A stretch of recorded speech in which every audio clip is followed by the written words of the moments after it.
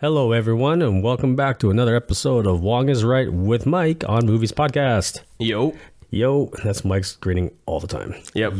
I'm pretty lame. Yeah, I know. It's doesn't seem excited, But anyway, today we're going to be talking about the romantic comedy, The Wedding Singer. Stay tuned.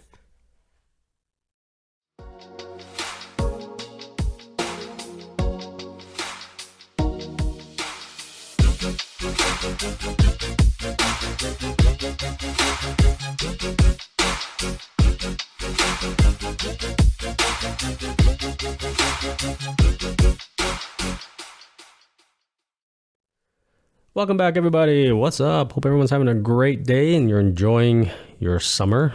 The end of it. Yeah. Especially if you live in Canada. The only time we see the sun. Yeah. So that's where we're at. So we're enjoying our summer here. Hope everyone is doing it as well. So today, stuck recording, stuck recording in the studio. Wish we could be doing this outside on the beach. That'd be nice. Right. But today we are going to be talking about the romantic hit comedy, The Wedding Singer. It was released in 1998 and it stars Adam Sandler and Drew Barrymore. We all know who they are. We don't need to know what movies they starred in. We all know those two. But it was directed by Fran Coraci. He did a lot of other Adam Sandler movies as well. He did Click and Blended, which is also stars Drew Barrymore and Adam Sandler as well. And it is also written by Tim Herlihy. I think that's how you say his name. I apologize if I butchered it. But yeah, Tim Herlihy. It's okay. I probably butcher all the names. Yeah, written by Tim Herlihy. He's an SNL writer. And then he also wrote Happy Gilmore and pretty much all of Adam Sandler's movies. Like he's a prominent writer for his movies. So yeah. The Sandler family. Yeah, pretty much. Yeah. Sandler has his core crew, right? Right. Since like day one. Like if you watch all his old movies from like Billy Madison all the way now, you still see a lot of the same actors and stuff. His friends, pretty much, which I think is cool. Right. I mean, his friends. Yeah. I mean, if I was a big time movie actor, I'd be hiring my friends and putting them in movies and stuff like that and helping them out. Play this guy. Yeah, just play a cameo or a bit part, But his friends are pretty fun. They're funny, and it's not like they're not. It's not that they're wasted or anything. They're funny. Yeah. Like the stuff they say and do, they're all funny. They make me laugh, but they're just bit parts, which I think is very cool. Because I would do the same thing. A lot of people would say, "Oh, you just hiring." What do they call that when you hire your favoritism or whatever? Oh yeah, favoritism or nepotism. Yeah, lots of family. Yeah, but if it's friends, it's like favoritism or whatever. But I'm like, you know what? I would do the same thing. I'd probably do the same. Yeah. Feed the family and friends first. Yeah. But and there are a few ghostwriters for this movie actually too, because they had the same script. But I was surprised by this actually. Did some rewrites. Carrie Fisher, as we all know her as Princess Leia. And, Star Wars only. I was surprised. Like, whoa. Oh yeah, you didn't even know that Carrie Fisher was a writer. Yeah, she's a writer. And it also was the other person that helped write it was Judd Apatow. And we all know him. He's like a comedy legend. Yeah. Right. He's done, I think he did 40-Year-Old Virgin and Knocked Up and all those like Seth Rogen type of movies too. Yeah. Great comedy writer. And Adam Sandler also helped write the script as well. Already right there, you can tell for that team of people writing and stuff like that, there's going to be a funny movie. Well, I heard, I don't know if it's true, but I heard like at one point Adam Sandler was roommates. I can't remember which writer and which actor, but he's roommates with a lot of people and oh, probably the whole SNL family. Yeah. Right? Like they all grew up together. That's the ties that bind, Yeah. Because even like Conan O'Brien, he used to write for SNL too when Sandler was there, and they're good friends apparently. And that's awesome. And so like you got like David Spade and Chris Rock and all those guys. They're all Chris Farley, all tight knit. All tight knit, right? And I miss Chris Farley though. Yeah, same. That guy is amazing. But also co-stars Christine Taylor.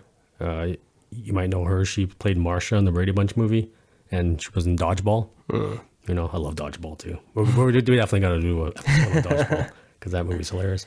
And she's also in the Search Party TV series, and also stars Matthew Glave. He's in the Rookie TV series and The Better Things. And this is one of Adam Sandler's buddies, Alan Covert. So when you see him, he's in all of Adam Sandler's movies. He plays the best friend in the Sammy. Yeah. Sammy, yeah. So, if you watch all his movies, that actor, he's always in all of Adam Sandler's movies. He's funny. He's a funny guy. Timing.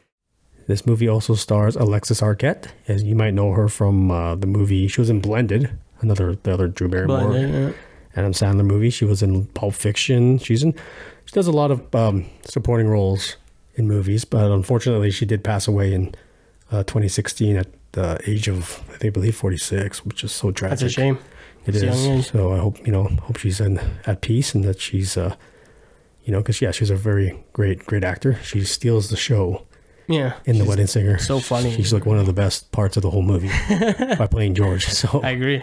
Absolutely. Right? But it does star her, and I'm just glad she was able to give us these kinds of roles and leave this kind of memory for everybody. But she was great. So this movie also stars another legend, Ellen Albertini Dow. If you know her, she plays Rosie in The Wedding Singer. She's definitely another scene stealer, just like Alexis Arquette was. She's like the cutest lady in this movie, and she has so many amazing scenes, especially when she raps, when she's singing Rapper's Delight, when she's rapping at the end of the movie. It's just gold. It's iconic. And she also unfortunately passed away in 2015. She did live to 101 years old, so she definitely left her mark in the entertainment world. And if you look at her filmography, she has over 100 movies that she's done, or 100 projects that she's done. So may she rest in peace. And she was definitely another amazing talent, especially in this movie. So just a lot of projects, a lot of movies, a lot of TV shows, just an absolute legend. But she's also in this, and she, just like Alexis Arquette, she is a scene stealer. Oh, she's the old lady. Rosie. Yeah, Rosie. She's awesome. Yeah. And that's how you know I like this movie. She was in Wedding Crashers as well. Yeah. And then she's also in Sister Act movies, but she also, like her and George, like Rosie and George, they steal the scenes in every movie because they're both amazing in this. And then Angela Featherstone plays Linda, the ex. Yeah, the hot ex. Yeah, and funny, she stars in a TV series called X's and O's. So that's funny. I don't know. This whole movie, like, this is probably one of my favorite romantic comedies of all time. So where can you watch it, Freddie? So The Wedding Singer is streaming on Crave and Stars. You just have to have a subscription for those two, and then if you don't have those, then you'd have to rent it on all the other streaming platforms like Apple TV or Amazon or Cineplex Store and stuff like that. But those are the only two streaming services that I saw at the moment. At the time of this recording, those are the two that it's available on at the moment: Stars and Crave. I think YouTube would be the cheapest at $4.99 because there's no subscription to that. And see, this is the thing I hate about streaming. I'm just going to go on a little sidebar here, but streaming is that when you want to watch a movie, should be part of the subscription that you paid for. Yeah, but or it's never on the streaming service. Like I'll be like, I want to watch The Wedding Singer, not on anything. Well, I'm gonna watch Hot Fuzz, not on anything. This is why I buy my movies, because if I want to watch it, I have it. It's mine. I own it. I can just pop it in, good to go. But I'm pretty sure some other people have that. I'm a youngin'. I don't have CDs or DVD players anymore. I do have a Blu-ray, but it's like an extension for my computer. So I'd rather stream it. Yeah, that's why I love buying. Because if I want to watch the movie that I'll enjoy, it's readily available. It's right there, and I own it. It's mine. I'm not renting. Because when you're streaming, you're renting. You're not really. You don't own anything. Yeah.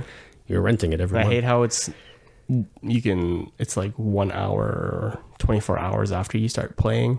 I think how most streaming services after you rent, I think that's stupid. Yeah, it should be like 2 days. Like, let me watch the movie multiple times if I rented it. Yeah, let's give it a week or something. I mean, come on. Or like three. I think three's nice. Something, not Friday, 24 Saturday, hours. Because I don't know how. I never rented the movies. I usually just own them. Like there's a little disclaimer that since you started the movie, you have this much time to watch it. I'm like, fuck you. But this is one of my favorite comedies of all time, like romantic comedies of all time. Yeah. It's just, and not only that, it's just because I grew up in the 80s as a kid. Mm-hmm. So I know. Were you born in the 80s? No, 90s. Okay, so you were born in the 90s. Okay, I was born in the 80s. The amount of references that this movie has to the 80s, it's brilliant. Yeah, it flew over my head until I did a little researching. Yeah, but there's so many references to it, and you have to have grown up in the 80s to know them, right? Obviously. Yeah.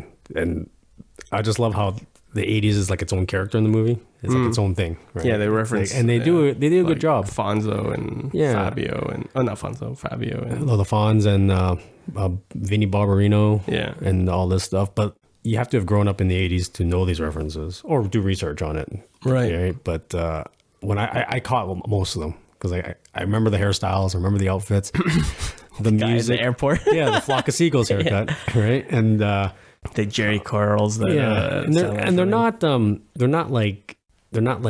in there as a joke, but it's not like apparent. They're just there because that is how it would be. Like you see a guy at the airport with that flock of seagulls haircut because a lot of people had that haircut, so it's just there. Right. You know, they're not mentioning it. They're not laughing. They're not like making fun of him. It's just normal. It's just for the audience to laugh at because it's like this is the hairstyles for some of the people that people wearing like the Miami Vice jackets and all that stuff, right? The glove, and the Michael Jackson glove, and so it's just a great. I think they did a great job of just putting these little peppering all these 80s references in there, but not making it like fan service. Like, let's just put it there. It's just because this movie takes place in the 80s, 85. So they're going to have, it's just for the audience to laugh at because it's in there. Right. That being said, Adam Sandler and Drew Barrymore, one of my favorites is 51st Dates. So yes, great movie too. Ties them together. Yeah. Well, they have great chemistry in movies. Sandler and Barrymore, like their comedy timing and their acting together, it's really good. Like you would actually think they're a real couple. Don't they have this thing where they do a movie together every X amount every of years? 10 years? Every 10 years. Yeah, because that's crazy. That, and then that's cool. 51st Dates was 2007. I think 2017 was Blended. Yeah. Still funny, but 51st Dates I think is a little better. Wedding Singer is my favorite of the three. And then, but it was released in 1998, and it's a short movie. It's only 97 minutes, so hour and 37 minutes. So it's very digestible, very easy. And I mean, if you haven't seen this movie, I'm very shocked. Right. Because I think anyone in my age has probably seen this. Yeah, this podcast episode is not for us. It's for the younger. Yeah, I mean, for the younger crowd, who's just figuring out who the Beatles are, Michael Jackson, all those people. Like, hey, have you heard of these guys? Yeah. And, you're listening to this. You're probably, you fucking joking me, Mike? No, I've had like younger generations go, hey, have you ever listened to the Beatles? I'm like, are you fucking serious? This episode is for you people. You know who you are. It's just for people that love romantic comedies. But this movie has a good story, has great characters, great acting, great comedic timing, everything. Like just everything about this movie, it works. Plus, it isn't like your general comedies back then. I feel like a lot of the characters are smart, and the characters who aren't or who have questionable motives, behavior, it's balanced between both male and female characters. It's not like one side is like really dumb, like the males normally, or girls are very shallow. Yeah, it's a balanced. It's just a character sheet of characters. Yeah, they're very good list of characters, and it's very even the cameos. Like Steve Buscemi's in it. Kevin Nealon, the drunken brother. Yeah, and the Billy Idol's in it. Like that's so cool. Like John Lovitz. Everyone has a part to play, and they all play it perfectly. I'll get into what it's about. So. Basically, it's about a wedding singer. Yeah, his name is figure. His name is Robbie Hart, and he's the best wedding singer in town, right? So, but when his fiance ghosts him at his own wedding, he falls into a deep depression. But his new friend Julia and him soon spend a lot of time together, which turns into something more. But there's just one problem: she's engaged to someone else, right? So that's pretty much the plot. But I don't know. Every time I cannot get sick of this movie. Like I'll watch it over and over, and I'll keep laughing. And then I think this is my favorite Adam Sandler movie, comedy wise. Oh man, mine's probably Big Daddy. Oh, is it? Okay, because I like this. I like my trifecta of Adam Sandler is this one, Happy Gilmore, and Billy Madison. Yeah, and then like Big Daddy and like The Waterboy and all of those like in the top 10s. I like Punch Drunk Love. Well, that's not really a comedy, though. It's not really a comedy. Yeah, that's more drama. For Adam Sandler movies. Well, if it's Adam Sandler movies, then Uncut Gems would be up there for me, right? Spanglish. Yeah. So, but if I'm talking like slapstick comedy, like that's meant to be comedy, Wedding Singer is definitely up there, top 3, with Happy Gilmore, because it's him. It's this or Happy Gilmore is my 2 favorite Adam Sandler movies. Apparently, they're making a Happy Gilmore too. Are they? Yeah, I didn't know that. Apparently, it's like in production or pre-production or something. I'll watch it. That's cool. Yeah. It's a pitch perfect romantic comedy, I think. It's got everything in it. Yeah, well balanced. Yeah, it's got drama. Pacing. Yeah, it's good pacing. It's not too long.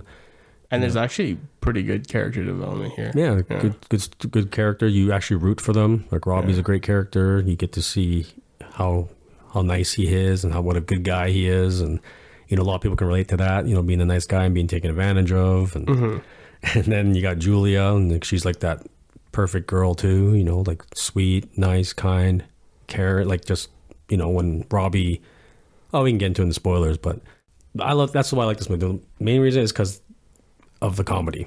The comedy in here, it's clean. It's not like raunchy comedy. Like, anyone can watch it. Simple. It's simple. It's clean comedy, but they deliver it so well. But mainly to me also, it's because of the 80s theme for me, because this is like a time machine for me when I watch this. The music, the clothing, the dance moves, like the dance moves that they do in like the wedding or in the club, how they dance. And the break dancing. Yeah, not only the break dance, just those really horrible dance moves they did back in the 80s. Like break dancing's cool. Break dancing's awesome. But because breakdancing transcends time. Like it goes from the 70s all the way now. It still looks awesome. I don't think I've ever seen someone breakdance during the club. Normally, you're really touching shoulders. Oh, no. Well, I some clubs I went to when I was 18, we went to, there were sometimes they break into a breakdancing circle. Like the dance floor will clear out so that people could breakdance. It's actually pretty cool. The jelly bean dance for me as a kid, seeing who could dance, who could break dance. Yeah, but yeah. So, but like I just laughed at the dance moves because when I watch this, I'm like, I'm glad I was a kid in the 80s and not like a teenager or an adult because like I can only imagine my hair. As a kid, it doesn't matter. Your hair can be anything right now, but it's just like the styles and stuff that they wore. I'm like, I haven't seen. How they always have like fashions that come back. Like bell bottoms came back for a bit, or like, the way the style something was coming back. I haven't seen an 80s style come back. I feel like 80s hair, like you got the mullet. Mullets were pretty popular in the 80s. That's still here. And the hairspray, the big hairspray, like when people put hairspray all over their head, or mousse. Remember mousse? Everyone? I'm not sure when this dates, but the mesh shirt, or like the mesh shirt. I don't think that's ever left. I think some people still rock that. I find the mesh shirt to be the douche shirt. The douche shirt. The douche shirt. I don't know why. Every time I see someone wear that, I'm just like, maybe it's the way they portray it in movies. Because anytime anyone's wearing a mesh shirt in the movies, they're dickheads. They're dickheads or a douche. Like 50 First Dates. Yeah. Sean Astin keeps wearing those mesh shirts. Yeah. He's the biggest douche. And they even make fun of him wearing those mesh shirts. I think. That's funny. I don't know. It's kind of like, I just think it's the way the movies portray the mesh shirts to make them look like they're. Hey, did you guys wear mesh shirts and were you douchebags? Let us know. I need to know. Or you can send us a picture of you wearing the mesh shirt and we'll be the judge of it. We'll post it on social media if you don't mind. Hey, douchebag or not, we'll make it a poll. Yeah. It's just, but I just never found any 80s fashions coming back. The long socks. I feel like that's coming like back. the sweat, like the. Where you wear the really long, because it used to be ankle socks, right? Yeah, ankle socks used to be a thing. Now it's like everyone's pulling up their socks up to their calves. I don't know what date that predates. I think they did that in the 70s. Well, there you go. That's coming back. Yeah, it's coming back. My brother told me it's coming back too. It's like it's no longer the ankle socks; it's the pull-up socks. And then now you can wear the shorts are coming back. Yeah. Shorts above your knees. Yeah, that's coming back. That's all in the 70s too. Don't know, that predates my time. Yeah, I'm talking about your knees. Like fluorescent yellow clothing and like those. Well, the parachute clothes never really left. I feel people still rock that. Yeah, but I'm just saying, like, if you when you watch the wedding scene, you see the clothing they wore and the hairstyle they have. Would you ever? Hey, Dad, did you actually dress like that? Like my brother grew up in the 80s and he was a teenagers and stuff like that, and he. Yeah, Freddie's brother. Give us a picture. We'll post it on our Insta. No, I just remember all the bottles of hairspray that you used to have in your bathroom and the mousse. Remember mousse? Yeah, mousse. Alberto Mousse. Yeah. Anyone remember that? See, my hair. Styling gel. Yeah, but the way they put the 80s references in here, I think it works very well. It's pretty funny. Like just the dancing and the cars and I love the soundtrack. I love 80s music. Like the 80s music is great. I love Billy Idol and the Buggles and Elton John, Bananarama and all those like Def Leppard and all those 80s Wham.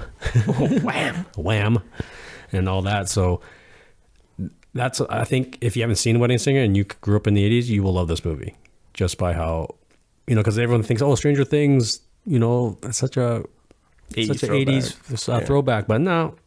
watch Wedding Singer. I think is the king of 80s movies. As someone who wasn't born in the 80s or grew up in the 80s, the references are there, but it's not in your face. So, again, when I first watched this movie as a kid, it went all over my head. Yeah. Well, now I'm like, oh, yeah. Yeah, now you can see it, I know right? who those other people. Yeah. Because I saw it when I just laughed my ass off in the theater because I'm just looking at everyone was laughing because everyone that watched it was in the 80s, right? Because I think by this time when I saw it, it was already on VHS or whatever. Oh, okay, yeah. We're watching it at home. Yeah. But I just remember the whole theater was just howling because the references just pop up and the hairstyles, and it's the hairstyles that made me laugh the most. Like I remember that, the big frizzy hair, the women had the big hairspray hair, and the guys had like the big wearing the sweat band or like the curly hair, the Jerry curls you said and stuff like that. Like even Adam Sandler's hairstyle is hilarious. You know what needs to come back? Ankle warmers. I like that style in women. Ankle warmers? Yeah, they're like socks, but they're not. They go over your ankles and like above your shins. Yeah. Well, I think that's will. a cool style. Maybe you'll bring it back. Me? Yeah, I don't think I can rock it. Do it. Anyone can wear ankle warmers now. Right? I don't think I can rock it. Yeah, but every time I watch this movie, it brings back nostalgia. That's why I like it too. Why do you like this movie? Oh, because it's one of Adam Sandler's greatest. This is one of the movies that got me, like as a kid, to know who Adam Sandler is. Like the renown from Adam Sandler. Well, I think without the earlier movies, I wouldn't know who he is. Right. Mm-hmm. Well, I mean, that's a what if scenario, but back in the day, just watch a movie and like, hey, this guy's pretty funny. Then let's go watch his other movies. So it's more of a nostalgia thing, but it is like a simple comedy for me. So I love it. Perfect. Yeah, I agree. I mean, for me, it's a wholesome comedy. It's sweet. It's fun for everybody. It's funny as hell. Yeah. And it's just a fun movie, and it's good for date night. It's good for a family movie. Like there's not much swearing. I mean, there's some, but it's really rare that they use it. But there's lots of physical gags, a lot of great one-liners in it, and there's a lot of payoff jokes, that just pay off later again. Like we were talking about with Hot Fuzz. I love payoff. I love payoff jokes. Well, they're not just there. The airplane joke, yeah. Yeah, like so many, right? And then the dialogue, how the actors deliver the dialogue and the jokes. Because it's all about delivery, right? Like you can give like 5 different people the same joke. You might not laugh at someone how they deliver it. Right. It really depends on the timing and all that. So yeah. But you look at Barrymore and Sandler, they deliver their jokes perfectly. And I like Drew Barrymore's character, Julia. I like how Drew portrays her. She does a lot of facial acting. Yeah. Like all of her emotions are portrayed by the way she looks at the guy and like how she's crying or angry. Or just simple dialogue. You can just tell with her facial expression how she's feeling. Yeah, just so immediate. And it's very subtle and it's very good. On top of what they're actually saying. So it hits the punches a little harder. Yeah. Yeah, emotionally. Yeah.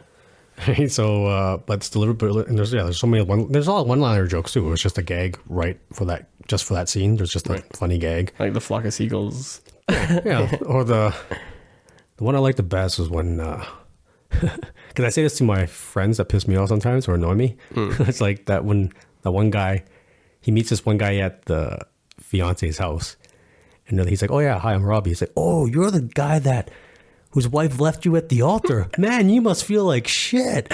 He's like, "Yeah, thanks for bringing it up. You know what? My mom and dad left me my mom and dad died when I was 8. You want to talk about that too?" And he said, "Why would we talk about that?" "I don't know." And then later, he's like, "Hey, it's nice meeting you." "Yeah, have a few drinks, drive home." I always say that, like, I'm like, "Yeah, have a few drinks, drive home." It's just like, I don't know, the way Adam Sandler delivered that, so dry and so like, he's just like just plays it so well. I noticed that too, and I laughed when I was watching. I was like, "That's pretty hilarious." Yeah. Well, what would you react to that? Someone said that to you, like, "Oh, I heard your wife left you in the altar." It's like, "Yeah, I know, motherfucker. It happened to me. Why are you like bringing it up?" He's like, "Yeah, my mom and dad left me when I was 8. Oh, no, my mom and dad died when I was 8. You want to talk about that too?"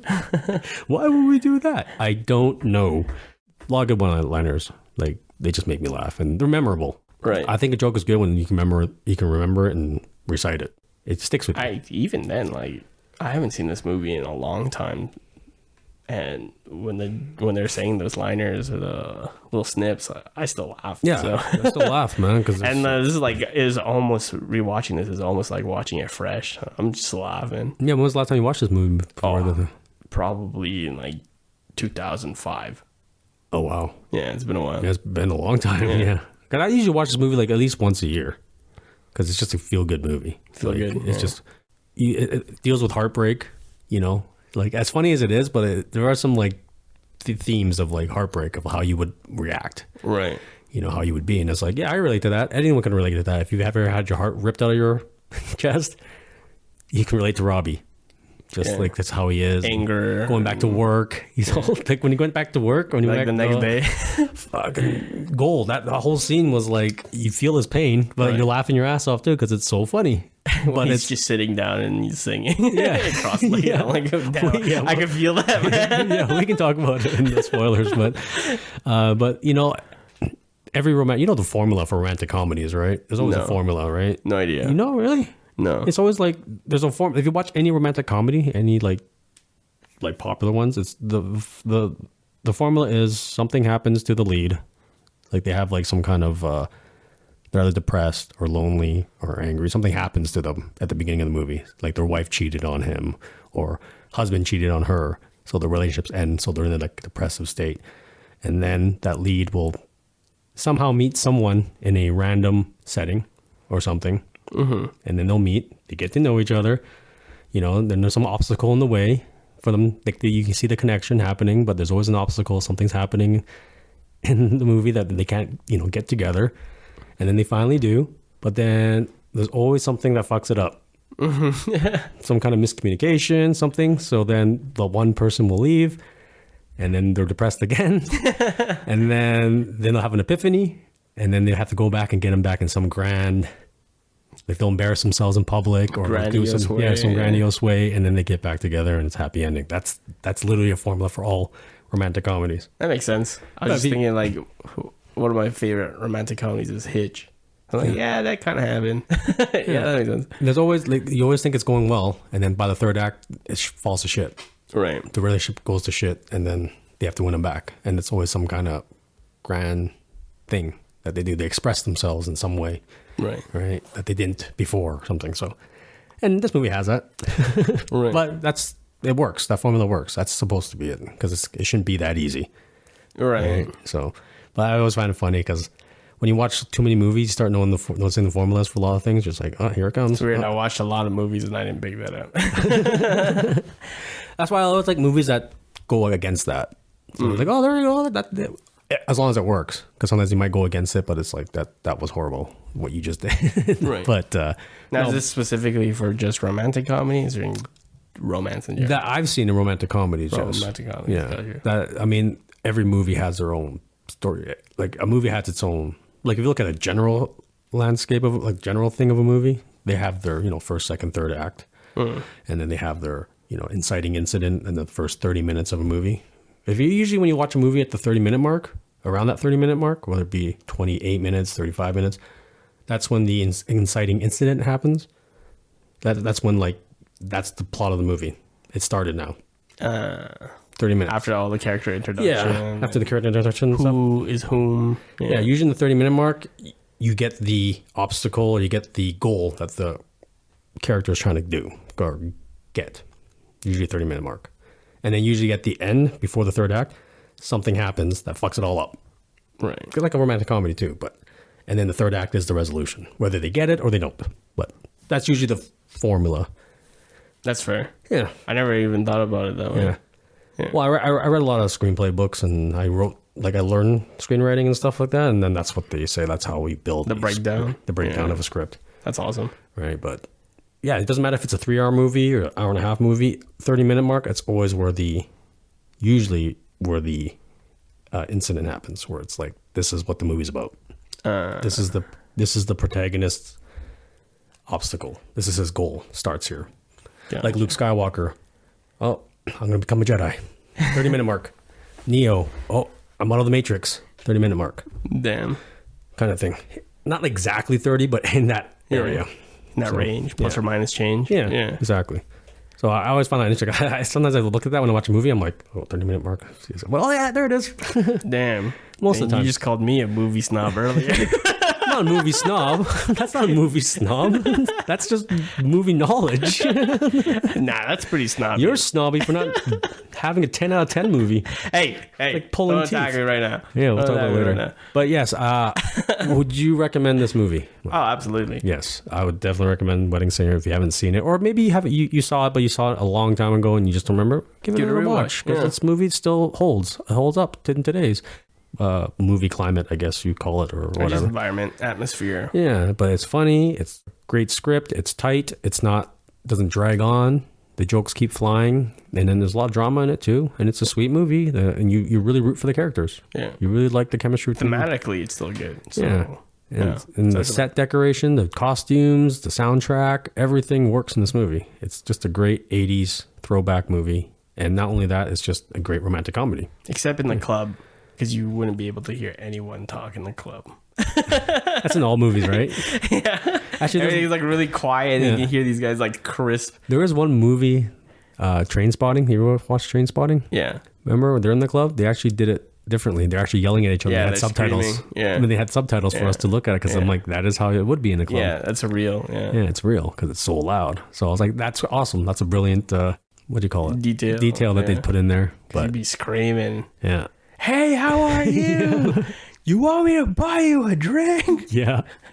Anytime there's a club scene, they seem like they're just talking like we are right now. Like everyone just like quiets down. And everything, like, everyone's let them dancing. finish their conversation and then we can start talking. Yeah, and everyone's like dancing in the background to like music and stuff like that. It's like that music will be blaring at this point. You can hear shit. You know, I've never been to a club where they bring me the drinks. Is that weird? I always just go to the bar. That was different.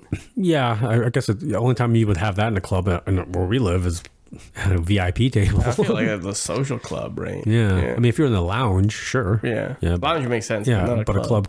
But it looked like they were sitting at a table and stuff. So usually those tables are like VIP tables. So you would have a server up there for that. But I don't know. Well, maybe in the 80s they did. The guy was in Bonds, right? Yeah, because that was in the 80s. Maybe those clubs were like that back then. Who knows? But definitely couldn't talk. I love how they filmed those club scenes though. What? Because there is no music on the set. They're just dancing to nothing. Nothing. And then just hear the squeaking of shoes. Yeah, and then they put the music in later, and then so the actors can have their dialogue, and then they put the music in later. That'd be hard because imagine if they didn't account for the music and the way they're dancing. So you're like an extra dancing off beat. Yeah, I don't know. Maybe they might play a song that's saying this is the song we're going to use, and just have it in their head maybe or something. I don't know, because they can't play music because when the actor's talking, they have to be able to. The recording has to be clean. Right. You can't just record music over it; it'll just sound weird. Right. They put the music in after, but it is true. Every time I watch this club scene, it's like, how are they talking so normally? Yeah. It's like, just like it's cool. Almost like at a whisper they're talking. Because anyways. Yeah, I definitely recommend it. Like we said, give it a watch if you haven't seen it. Definitely should be on your watch list if you love romantic comedies. If you want to have a good date night with your significant other, definitely a good one to watch. And if you haven't seen it in a while, give it a rewatch because it still holds. It's still funny. And we will be going into the spoiler territory now. We're going to talk about the fun scenes and what we thought were the funniest parts of the movie and everything. So yeah, stay tuned. Have fun.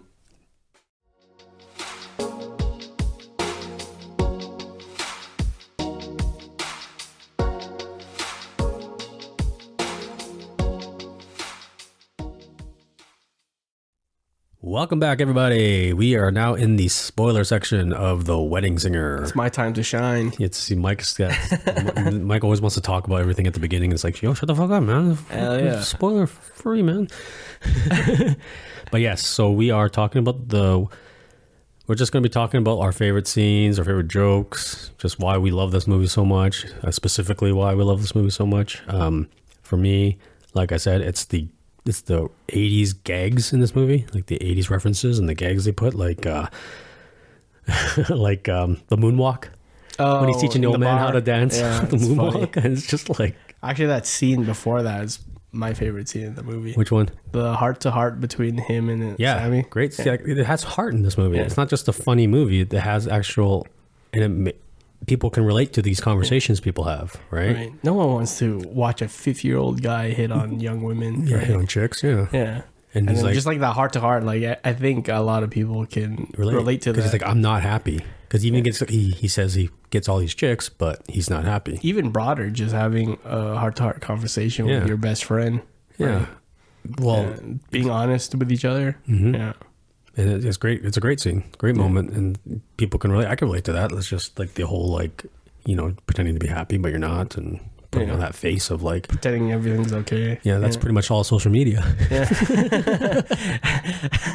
Yo, influencers, don't attack us, man. But I was pointing at you guys. Well, I'm just saying.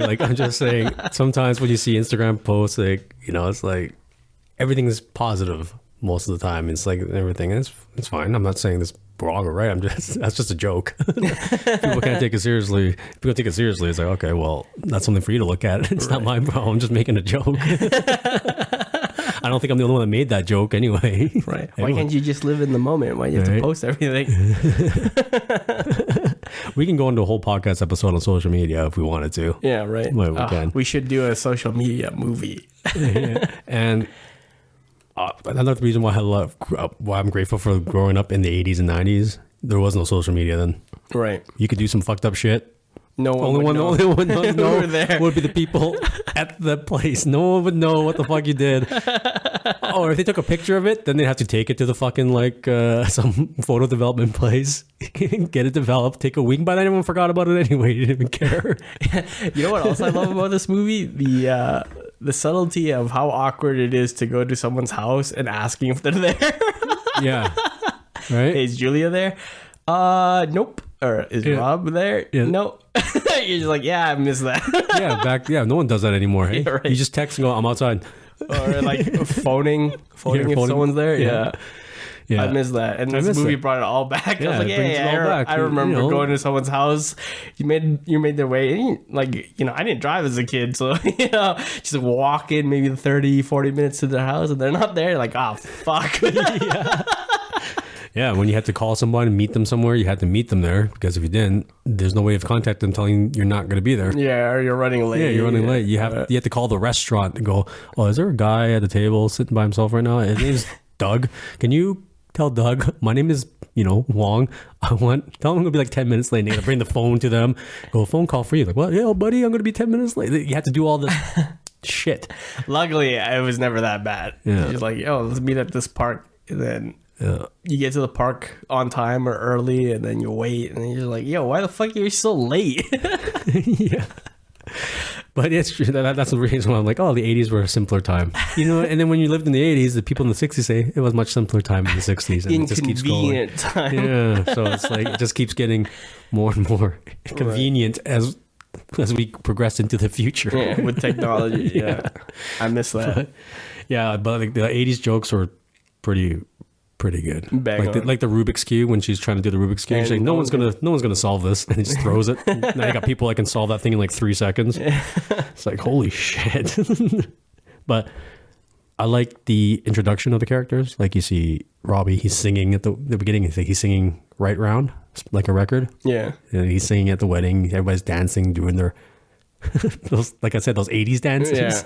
That one guy, when he's dancing with that old lady, and each time they cut back to him, he's always got his shirt off, or he's got first he has a suit on, then he's got a shirt on, and he progressively gets more naked. Yeah, he's dancing with this old lady.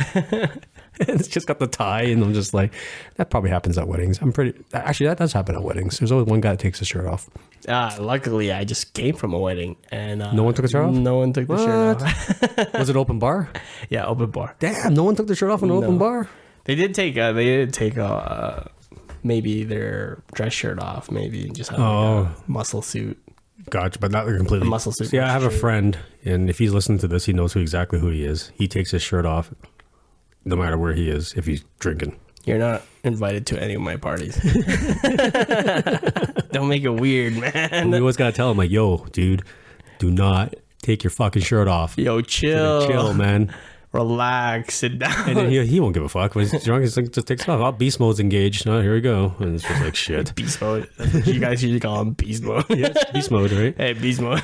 Beast mode engaged. But it's great to see Adam Sandler because you see his character. He's having a good time. He loves being around people. He loves being a wedding singer. It looks like he just knows his job very well. And then when he introduces Steve Buscemi, this scene is one of my favorites because Steve Buscemi, my God, his cameo is classic. He's so drunk. Yeah, he's so drunk and like he's like the best man. And then the awkward, no thanks to you, Dad. Yeah. That's the way he has a speech. You can tell he's got like he's not the favorite son. Yeah. His dad hates him. He's a failure. I was like, that's so brutal. Yeah. And he's doing it in front of like at his brother's wedding and when he's just talking about prostitutes. Yeah, he's like, let me tell you something, Pop. He ain't so perfect. Remember that time we went to Brazil and we picked up those? Well, I guess they were prostitutes. I thought we were paying for them. And he's just like, oh, what the fuck? Right in front of his new wife. And then you see Robbie's like grabs the mic. He's like, okay, that's enough of that. He's trying to like diffuse the situation. And then he's like playing the guitar and shit. And he's like, yeah. No lessons, self-taught, Pop. He's just like so angry at his dad. I've never been to a wedding where that's happened. Like someone giving an awkward ass, like, thank God, like overshare speech, you know, because that would be brutal. Right. Like, I've been to weddings, and this includes the recent one where people give a speech, and you know it's an impromptu speech, and they talk about awkward stuff about one or the other person, not necessarily both the bride and groom. But if no one is offended, like, what can I say? Like, it's whatever. But yeah, luckily I've never been. Yeah, like imagine you hearing that speech as a guest at a wedding. You hear that, you're just like, what the fuck? Right. Like, oh my God. The drinks. Yeah, alcohol. Yeah. It's just something it doesn't abide. That's why it's called the liquid courage, right? Yeah. Oh, no inhibitions, right? You're just no filters, gone. Just. But Steve Buscemi, how he talks, it's hilarious, right? And then you just see his friend going, "He's drunk as shit." You're right, right? But it's cool because big ass earring loop. Yeah. But then you see Robbie come back, and this is what I like about Robbie's character because he comes back and he diffuses it, and then he starts talking about love, gives that speech, and then the wife. I should have watched this movie before being the MC to my sister's wedding. But it's kind of funny because you're like, wow, he's just the wedding singer, yet he's the one that makes the heartfelt speech. Right. So you actually see him because you know his character that, oh, okay, he actually believes in true love. He wants that. Like, that's his dream too. That's what he wants. He wants to have a family. He wants to fall in love, all that. So you can relate to his character. You're like, oh, he's a nice guy. Then you see, but at the same time, when he did that speech at the end, I'm just thinking, would the wife really forgive the guy? The bride really forgive him after that speech? I don't know. Like, maybe forgive him just to keep up the facade, the appearances at the wedding, but I'm pretty sure in closed door, she probably like rip his nuts off. Probably. But at the same time, like, it all depends on the situation. Yeah, were they already dating? Did they already know each other? Yeah, no. If it was during the time they were together, yeah, they're done. Yeah. But if it was like way before they met, yeah. I mean, but at the same time, it's kind of like we're talking about traditionalists here, guys. But I just mean like I don't know how easy it would be to diffuse that kind of situation at a wedding. Right. Everything's almost ruined. Yeah. After that speech, it's just like, oh my God, this is excommunicado. There's gonna be some wrath coming to that guy later on. Quickest marriage in the books. Yeah. But yeah, no, and then you also meet Julia. She's the waitress at the weddings, and you see her. She's like very natural introduction. Yeah, you know, that's lovely. They work together. Yeah, she's walking with the tray, hits that guy in the head with the tray. Yeah, she's like, oh my God, big one. Yeah, there's a big tray, just smashes him in the head. Like, see those little slight gags like that. I still laugh at them because they're pretty funny. Right. Or when like old man pinches her butt. Yeah, she's just like, what? Or the chef. He's like, you know what you need to do? Opens up his shirt. Yeah, relax. Yeah, Frankie say relax. That's like a popular 80s shirt too. And just do it. Just do it. Look at her because they're talking about showing her chest. Well, no, because like she's like, because she's like more prime rib. Like prime rib. Make them get the fish. And then her cousin comes in, like Holly, the hot blonde girl. She's like, I need more prime rib. No problem. He's like, why is he so nice to you? I'm not proud of it, but one time I let him see my boobs. and then the chef's like looking at her. No. But you see Julia, you can see from all this how she's engaging with people and stuff like that, that she's also a sweet girl. And, Can we talk about George? Oh my God. And then, oh yeah, fuck George. Do you really want to hurt me? So funny, man. So funny. By the culture club, right? Yeah. And he's dressed like Boy George. Yeah. And it's just funny because what makes it funny is not just because he's singing, it's the cutaways to the reactions of the crowd. Because they're all just looking at him like, what? And what makes it even funnier is because Robbie had to help that kid throw up outside. Yeah. And then he's looking for the key for him to come back. Yeah, and then he hasn't come back yet. And then George is like, shit, where is he? Well, let's go back. And Rewind. He sings it again. It's like, dude. And then you see. He does it like 3 or 4 times in the movie. He cuts away to the guys just angrily looking at him. Like, are you kidding me? That's funny. Yeah, that's funny. Start singing at the beginning of that song. I'm like, oh my God, that's so funny. What makes me laugh too is because when is Steve Buscemi and when he's singing and then Steve cuts to Steve Buscemi, he's like, ooh, I like her. Yeah, right. And it's a guy, right? He's so drunk. He's so drunk, and it's just like, I don't know. It was so that song, and they had to keep repeating it. I just like the cutaways. Like he even sings it at the bar mitzvah too. Yeah. He sings it, I'm pretty sure 3 or 4 times in that whole entire movie. Even at the bar mitzvah, they're looking at him like, what the fuck? Yeah, no, George steals the scene. It's so funny. Yeah. So funny. And then but I like the set. And then he, like all romantic comedies, the way they meet, like Robbie and Julia, it's always some random encounter. It's not like planned. It's always just some coincidence. Yeah, when they're talking. So if you watch any romantic comedy, there's always like a chance encounter. Well, I was gonna say that, but also her original wedding date was on my birthday. We were just talking about it. I was like, dude, that's so weird. That's crazy. Yeah, that's what you're telling me. Like, oh yeah, shit, it is. Okay, that's awesome. But yeah, I like that scene where they they're meeting and kids puking into the garbage bin because someone fed him alcohol and he's like underage. Yeah, what do you say? He's like, when you drink, remember, you feel bad, and then when you feel bad, you puke, and when you puke, you stink, and no one wants to hang out with you. Yeah, he's like, remember, alcohol equals vomit equals smelly mess equals nobody likes you. It's like, yeah, that's true. So savage. Yeah, but it's a cool meet up with them, because they're talking about she's gonna get married, he's gonna get married. Well, like she's engaged, but they haven't set a date. But then he's about to get married to his wife, his fiance. The whole interchange there. Yeah. Hey, you can sing at my wedding. Yeah, you can waitress at my wedding and stuff like that. Or no, she says I'm already going to be waitressing at your wedding, right? And then it cuts to that wedding and it's so bad. Oh my God. I'm just like, you know how women are. Probably something happened with the makeup, and I'm like, oh no, here it is. Yeah, and then it doesn't show up, and then what's horrible is that she sent a note. Right. Oh no, Robbie's sister talked to the fiance's mom, and then she wrote it down, and then she's like, there was a note. A note? What did it say? It says she's not coming. So it was a bad note. And the whole scene when he walks off into the aisle. Yeah, you just see his whole heart just crushed right there, just from him walking, trying to smile and be okay, and you just hear the whisper, "Oh, she's not coming," and then that's when he throws the mirror smashes the mirror, and then you see George crying. Yeah. Oh God. Yeah, he's like the mascara. Yeah, the mascara's coming down, and Rosie's trying to console him, and but. I feel for someone like that because I've never met anyone or known anyone where they left them at the altar. I don't know, have you? Cold feet, no. But thank God not. I can only imagine how that would feel. Like that's just brutal. Like I love tea, but I don't like being part of it. Yeah.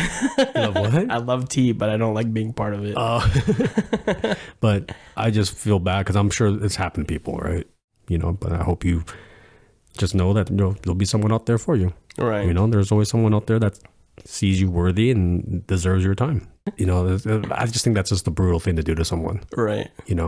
Like why let it lead up all the way to the wedding? Especially how when they have that conversation, in front of his house. He's like, oh, I was in love with Robbie 6 years ago or whatever. Yeah, just her reasoning.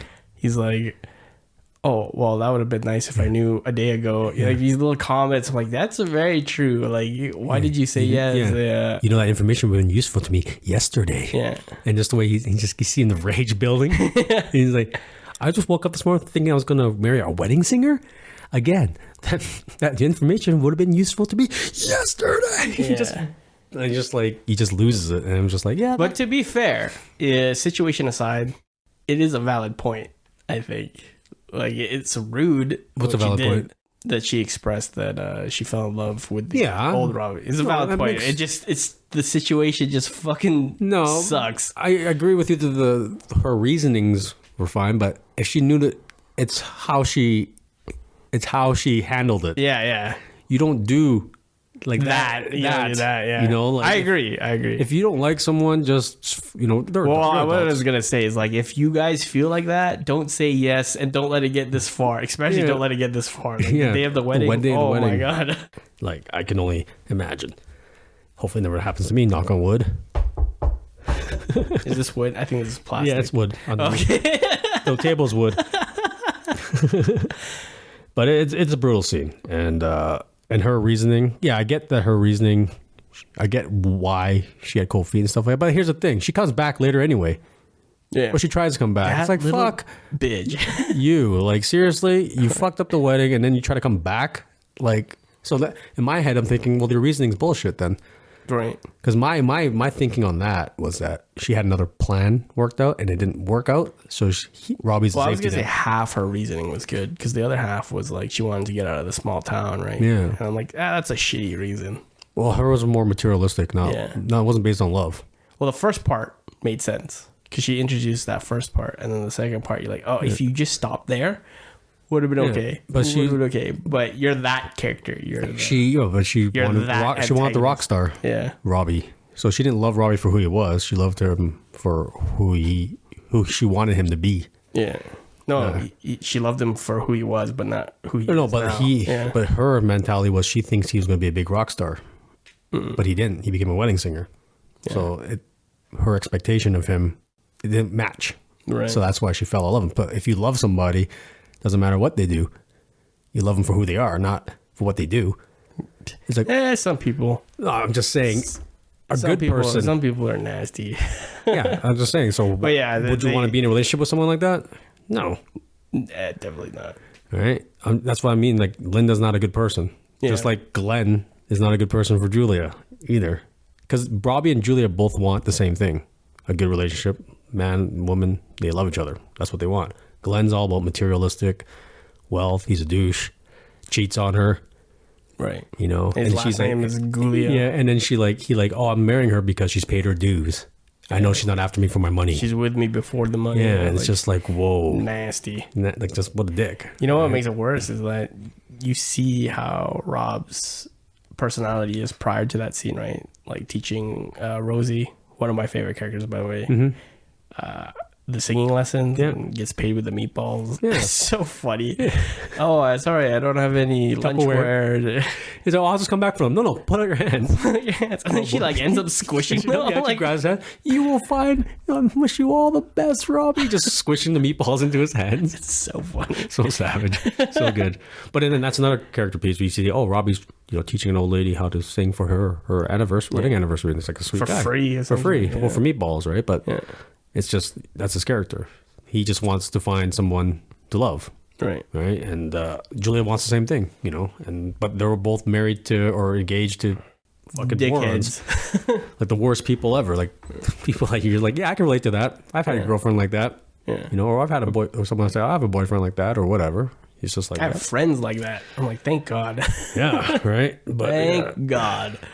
But yeah, like if we go to talking about Glenn, like, yeah, he's like this rich douche. He's all about materials. He's wears one of his Miami Vice jackets and shirts and stuff like that. He's got like, even when Julia was drunk, like you see Robbie like wearing sunglasses at night. Yeah, wearing sunglasses at night. I'm pretty sure it's a reference to Corey Hart's song. I'm pretty sure. In the DeLorean. In the DeLorean in a Miami Vice suit. And so it's like that whole, he's just like it's like the 80s threw up on him, right? His fiance's fucked up. He's like, hey, don't puke in the car. It's going to stink for a week. Yeah, but that's what I mean. Like, you see Robbie, that scene's very sweet too, because you see Robbie, she's asking him, is there puke on my hair? And then he smells her hair willingly. Yeah. Like, he's not, oh, he just, because he cares about her. But then you see the contrast to Glenn, don't puke in my car. He's more concerned about the car than of her well-being. Right. So it's a nice, you get to see that juxtaposition. Yeah, of the two characters, of the two men in her life. One's a dick and one actually does love her.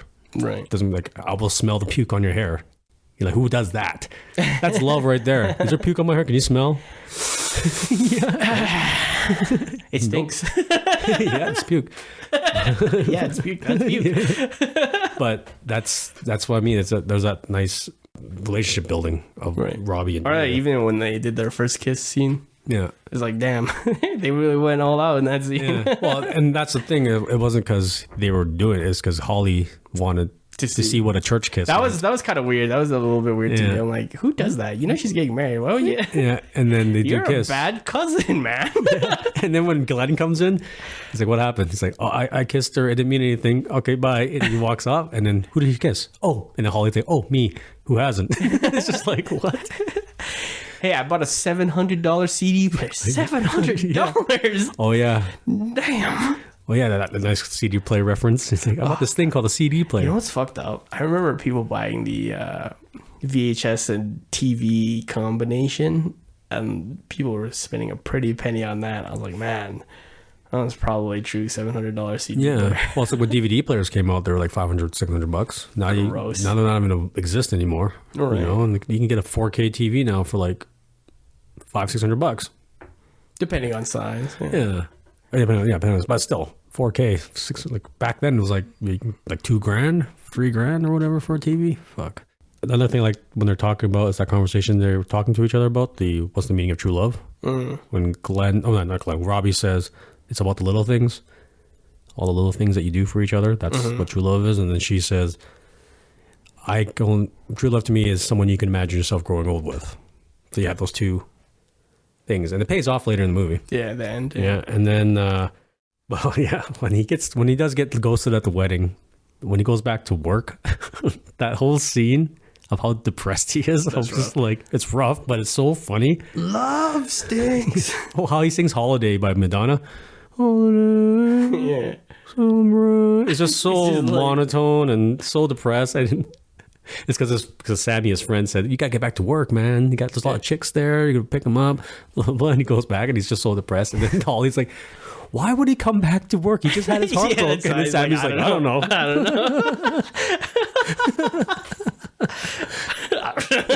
That's so funny. And then this is the way he introduced. I mean, it's funny then because, with the whole, body shaming and stuff like that nowadays, but I still love this speech. He's like, people like me will never find true love. Oh, I will never find, and pretty sure Fatty at table 5 will never find it. And then Sideburns lady, and I'm pretty sure all the mutants at table 9 or whatever. Yeah, like one guy's blind, one guy's really thin. But he's just like, they're like, oh. He's just like, yeah, so me, Fatty, Sideburns lady, mutants at table 9, we will never find true love. And then it's so funny just how he's delivering it. And then he's just like, I have a song, and he starts singing a song. He's like, okay, we have to cut the cake now because I'm pretty sure Fatty's going to have a heart attack if we don't do it soon. And he's just like, yeah, okay. But it's just a song. He said, yeah, love stinks at a wedding. All right.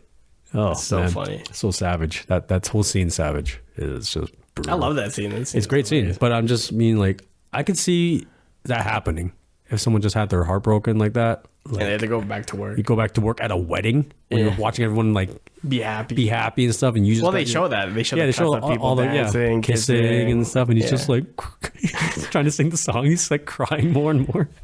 And I'm pretty sure he changes the lyrics in Holiday, right? He's like, I live in my sister's basement.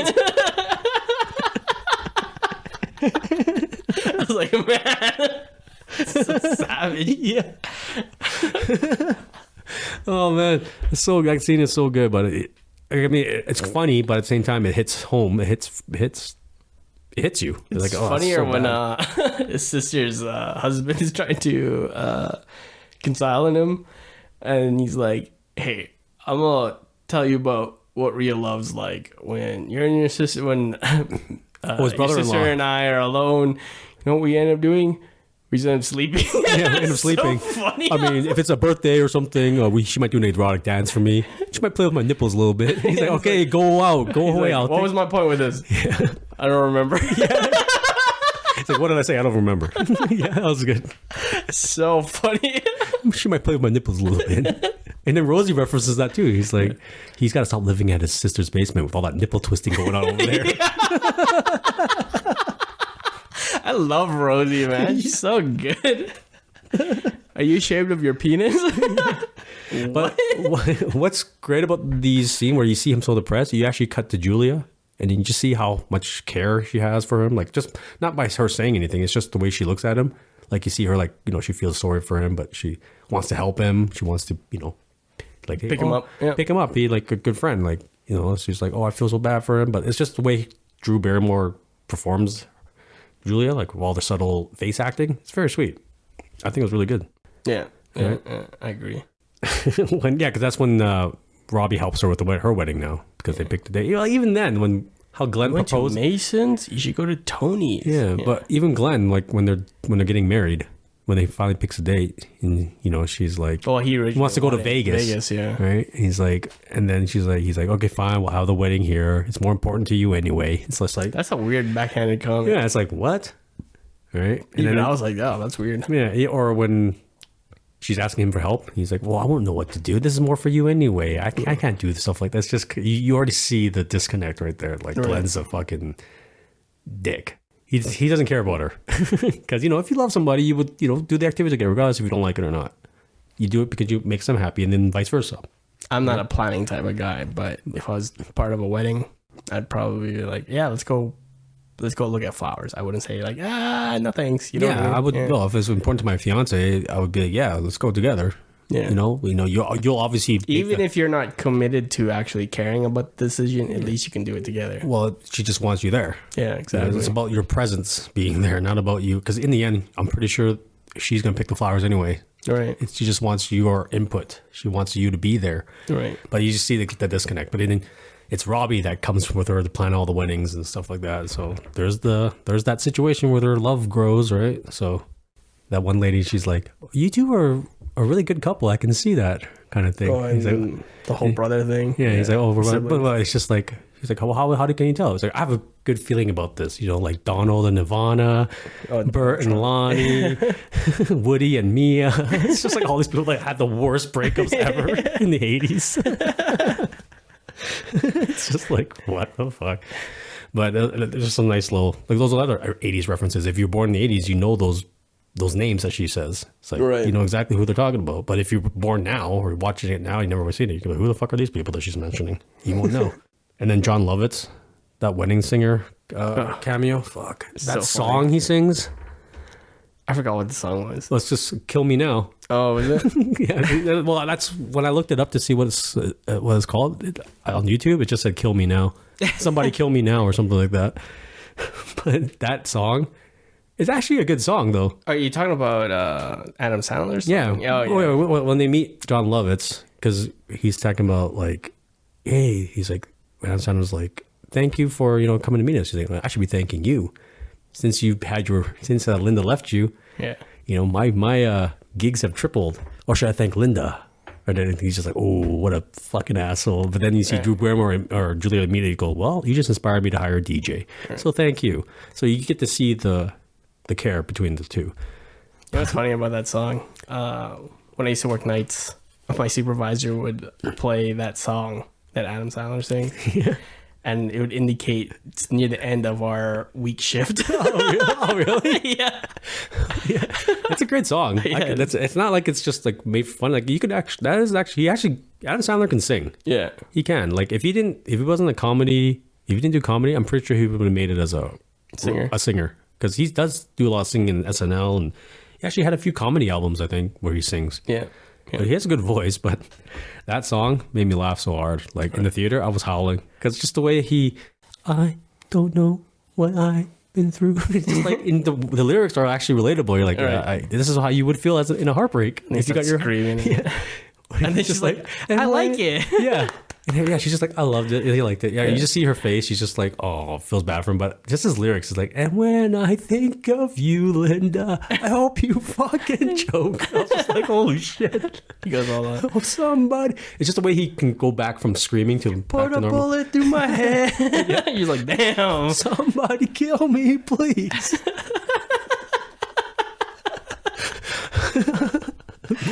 That song is one of the best.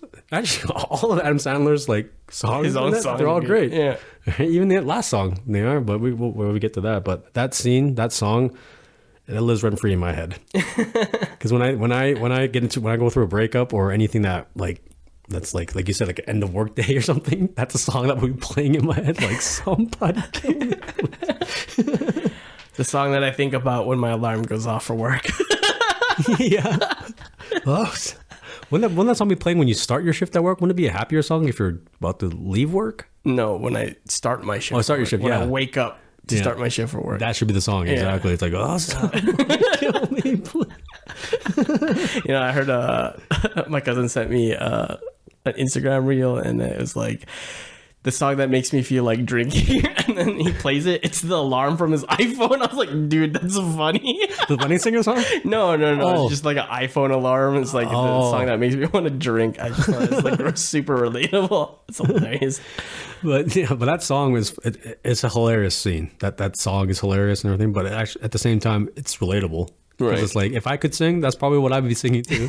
Like, those are my feelings coming out right there. all like soft and stuff. Also, just rage. And the way Adam Sandler does it is so good. Like, I don't know how he went from subtle singing to scream, subtle, scream. And then what makes it even funnier is at the end when he just starts crying. He's like, oh. After he sings it, and then she's like, I liked it. Yeah. And that's just her character. Like, she probably did like it. I like it, but now it's awkward. Yeah. And then she buys him ice cream after. Yeah. Right? Thanks for buying me ice cream. Yeah. Well, it always makes me feel better. Yeah. And then there's like a lot of like things like the window seat analogy, you know. Oh. He said that he should have known the red flag at the beginning of the relationship when Linda wouldn't give him the... When he was going to the Grand Canyon. Yeah. We were flying over the Grand Canyon. He's like, I'd never been there. She had. And I asked her if I could see it, and she wouldn't let me. It's like, then that's when Julia tests Glenn. Glenn's like, Glenn. Oh, and I hate the I'll see it. Yeah. It always, the drink dolly always hits my elbow. And then later on, bang. Yeah. Her reaction is so awesome. The way it actually did hurt her. Yeah. She's like, oh, the way her reaction to that was, that's such a good. That's a good payoff, man. And then Glenn's like, oh, when he comes back, can you get me a Heineken? Yeah. And she's just like rubbing her elbow. But when that cart hit her elbow, her reaction was so good, because I'm thinking, could that look like it hit her pretty hard? I think it might have made it looked real. Yeah. I feel that she did do that for real. Yeah. Right? Maybe they asked you, like, just hit my elbow as hard as you can. Bang. Another good scene near the end was he's on the flight, and he's like, oh, I gotta stop this woman from marrying the wrong guy. And then Lee's like, oh, that's the sweetest thing I've ever seen. And then it cuts back, and like everyone's listening to the story. I was like, yeah, man, this guy's got it. He gets the riz. Yeah, that was good. Oh, you mean in first class, when you're in first class? First class, yeah. And then Billy Idol's listening to him. Like, no way. See, Billy Idol gets it. I don't know why she doesn't get it.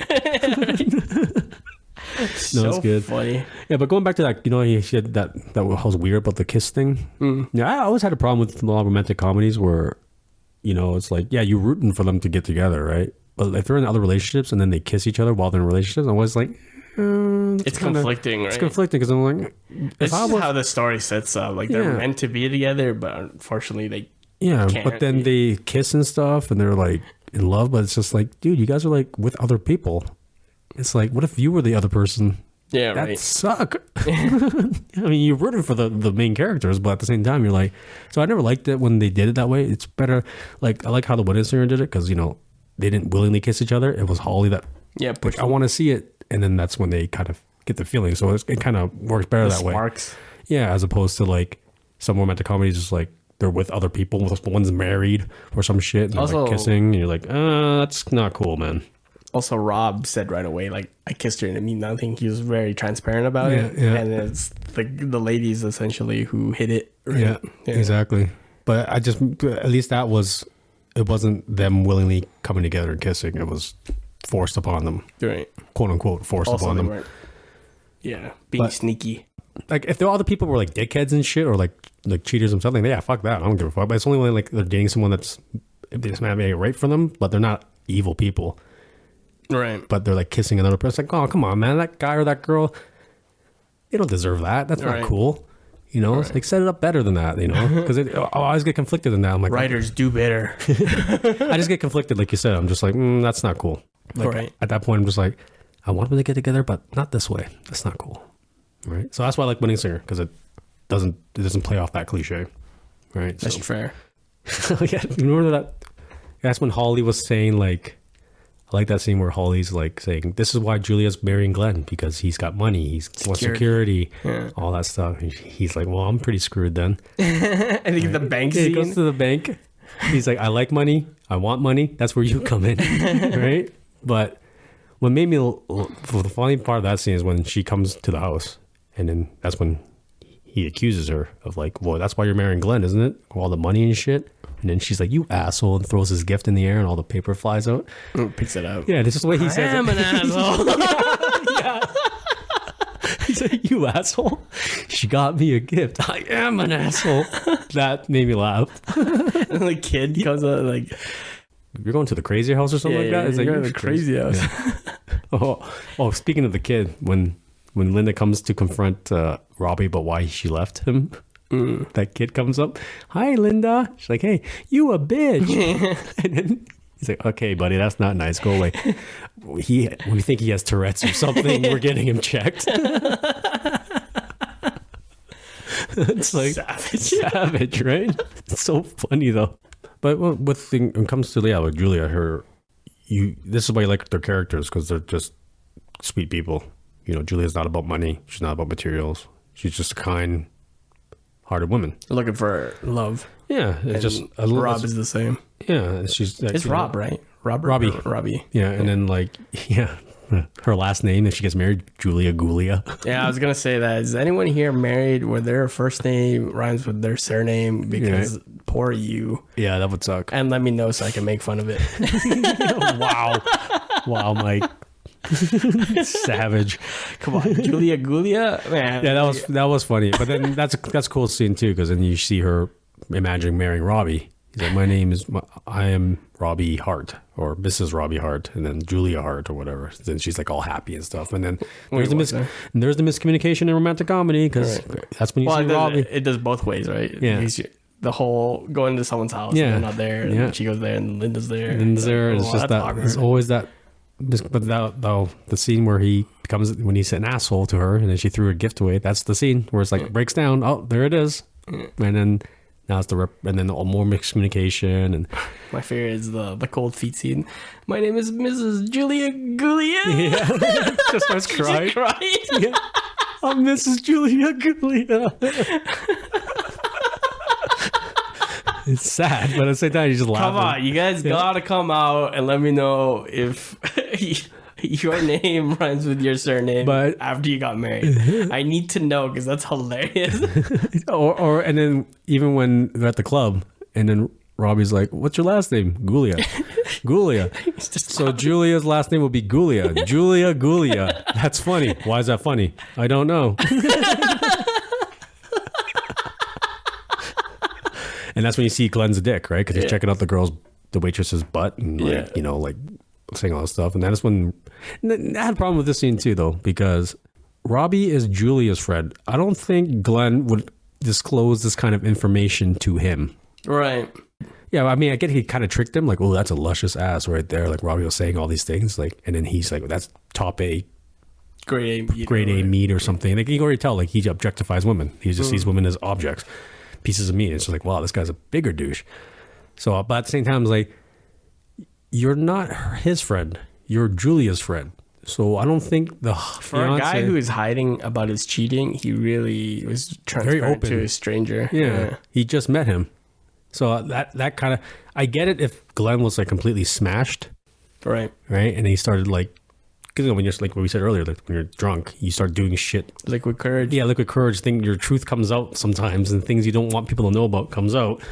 And then I could, if he was completely smashed, and he was like grabbing the girl or trying to grab her butt or something, like, you know what I mean, something like that. Then as opposed to him saying it, he could just see it, right? As opposed to him telling him like, oh yeah, I work nights, I work in the city. She'll never find out. It's like, I don't think he would say that to you. You're not her. You're not his stranger. Friend. You're a stranger. You're Julia's friend. You're his fiance's friend. You don't think that he would tell her? Right. It's like, come on. I did have a problem with that because I'm like, that's too convenient. Right. I just think they could have done it a different way. So, but I forgive it. It's a nitpick. Yeah, it's a nitpick. It doesn't destroy the movie because you already know for a fact that Glenn's a dick anyway. Yeah. Right. From like the get-go. Yeah. Like the introduction. Yeah. He's just like, he's just a douche. He's just a rich guy with a lot of money. Unless you live in Vegas, why do you want to get married in Vegas? Oh, yeah. Unless it's to elope. Right. Or it's like a shotgun wedding or something. Well, I mean, no, maybe it's more common than I think it is. I always think it's a movie trope or a TV trope. I don't actually know anyone who's been married in Vegas. Like for real. I haven't, no. Or by accident when they're drunk. The whole cliche of getting out of seen that either. I don't even know people who know people who know people that got married in Vegas that way. Shotgun wedding. Yeah. They exist. Yeah, well, of course they do. Churches exist there in Vegas. But if you guys are a part of it or know of it, let me know. And did it work? As the key, did it work?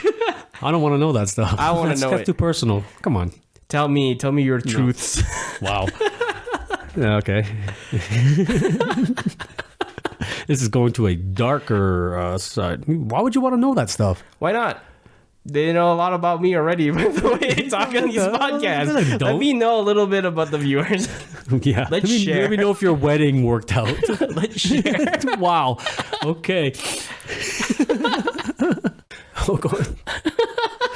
Oh, so talking about that. The best line. The best line. No, the Steve Buscemi, after he's done his speech, the line he says at the end, they'll be divorced in a year. He says it at the end. I'm like, oh my God. That's so bad. Oh, man. But getting back to but when Linda goes back, when we're talking about Linda, how she like ripped his heart out and then she comes back. That's weird. Because he's drunk and stuff. And then, no, I'm thinking that she had a plan B and it didn't work out. And then I kind of wish we saw that. Yeah, me too. If there was that, that's how I saw it. Is like, oh, she probably had a plan B. Maybe she had another guy on the side, or maybe she had something going on, and it didn't work out. And now Robbie's her safety net. And then I just think it's cool how Robbie's like, fuck you, like didn't even give her a second chance. It'd be cool if they made her plan B. Gene. Who's Gene? Or what is his name? Gulia, the guy's name. Glenn. Why did I think it was Gene? Oh, that would be too coincidental, though, I think. Yeah, well, movies are about coincidences. Yeah, but I just mean that would be too much, I think. In my opinion, I'd be like, what? Of all the women that he dates? Or at least try. Well, it would make sense maybe if they were still together when they met Glenn and Julia, and then Glenn and Linda had a thing after they met. Right. But it'd be weird if they don't know each other, and then all of a sudden they're hooked up. It's like, that's too convenient, too coincidental for me, in my opinion. But if Robbie and Linda were still together, and then Julia and Glenn, and then they just met and, went out on a few double dates and stuff. And then Glenn and her could have been cheating around, and then, well, that's cliche too. I just think about it because you're talking about material and getting out of the town. And and then he's like, hey, psycho, get out of my Van Halen t-shirt before you jinx the band and break up. And they break up. And they actually did break up that year. Yeah, one of them left the band. Yeah, David Lee Roth. Yeah. But it's just funny, those references again. And it's just, Linda's just so... She jinxed the band. Yeah. But he's like, she's like singing him a lullaby. Wake me up before you go. Trying to sing it to him. Did she sing it wrong? Like slightly wrong? No, she sing it right. Oh. She sung it right. It's just funny that you would sing that to someone to wake them up. I get it. Wake me up before you go. But it's just like, it's just funny. But I just love it how she's like, oh, wait, you're so mad about the whole wedding thing, aren't you? And then cuts to her just getting kicked out of the house. But I love this goes into because of the whole miscommunication, and then they both realize that they like each other, right? But then Julie just wants to get married, so she flies off to Vegas, right? with Glenn. It's like, I don't care about the wedding. I just want to get married. And he's like, all right. He's like hungover. The night before, he punched Robbie in the face after he sees Glenn with all these chicks and stuff. He's like, with the old guy. The old guy. I used to be stronger You know, when he I was punched younger. him. Punches Glenn. Doesn't What are even you phase him. doing? Yeah, I'm sorry. I was much stronger when I was younger. Yeah. And then Glenn punches Robbie. Then they go on a plane to Vegas. And then now Adam Sandler has to go. That part is cool. Like, you know, they're good friends. Like, will you pay me back? No. But I'll tell everyone what you said at the bar. Oh, yeah. Hands in the car. Yeah. And then there was that's so sweet of you. Yeah, but Thanks. that's a nice little thing of like they're probably going to hook up, Holly and Sammy, because they're both single and they're both always sleeping around with different people. That's a nice when he said, "Oh, that's so sweet." That's like a nice little indication that they're probably gonna get together too. Right. So aren't they standing beside each other at the end? Yeah, they're best man and maid of honor. Yeah. Right. But the airplane scene, I find this scene, the airplane scene, is probably one of the best endings to a romantic comedy. The same. In my opinion. Yeah, me too. Like it's so grounded. It's so cool. It's a very nice, sweet Even scene. the epiphany of like when he needs to go, when he's watching Rosie sing to her husband, because it's like their 50th anniversary or something. They're like talking and dancing or whatever. She sings a song to him. Yeah. Right. And then they see him hugging and kissing, and then he just envisions her, what she said. I could imagine true love is when you can imagine yourself growing old with that person. Yeah. And that's what he sees it. And then the Sammy's just like, I'll get the car, because he already knows what he wants to do. But it's cool. They're on a plane. You thinking they're on separate planes at first? Same plane, yeah. Yeah, they're on the same plane, but he didn't know he was on the same plane as her. I can't believe it. Some blah blah blah called me a grade A choice meat. And if I wanted to join the Mile High Club. Yeah. What's the Mile High Club? And then he just smiled. Oh yeah, Billy Idol. Yeah, I just smiles. Yeah, and they're on the same flight. That's funny too, because I'm like, is Glenn really that cheap? He's a rich guy, but he's sitting in coach. Oh yeah, right. But it has to work that it's way. Probably business. Yeah, no, it was coach, because there's no way the cart would have hit her elbow if it was business. Yeah, but I was just thinking, but obviously to make the movie work, they had to be in separate cabins. Right. But it's a very cool scene because it's the towel. You see, puts the towel on his neck. Yeah, he's like over there. He's just like wiping his head. He's like, oh. Yeah, and then when he just glances over at Billy Idol, he's like drinking champagne from the bottle. Yeah, he's like, that's Billy Idol. Yes, sir. Yes. Would you like champagne or orange juice? How much? Oh, sir, it's free. It's free. Yeah, holy shit! Right, and then that elbow cart hitting Julia's elbow, fucking so classic, funny. So funny, and the bang is huge. Yeah, it's huge. It's just her reaction. She's like, oh. She doesn't scream. She just see her face and like just in pain. It was just the payoff of the scene, because later he's explained the whole situation of how he met Julia to the whole first class people, and they all just like band together, like, let's help him out. She's on the same plane. What? No way. Right? Billy Idol. It was very cool because you hear Billy, because she's reading the magazine and has Billy Idol's on the front cover of Rolling Stone, and it's his voice is on the intercom, and you see her going, "Is that Billy? No, it can't be." Right. And then immediately, as soon as you hear Robbie singing, Drew Barrymore's acting. Realization. Yeah, but her acting in this scene is so good. Like you just see her there's no words. She doesn't say anything. She's just the way she can just recognize his voice.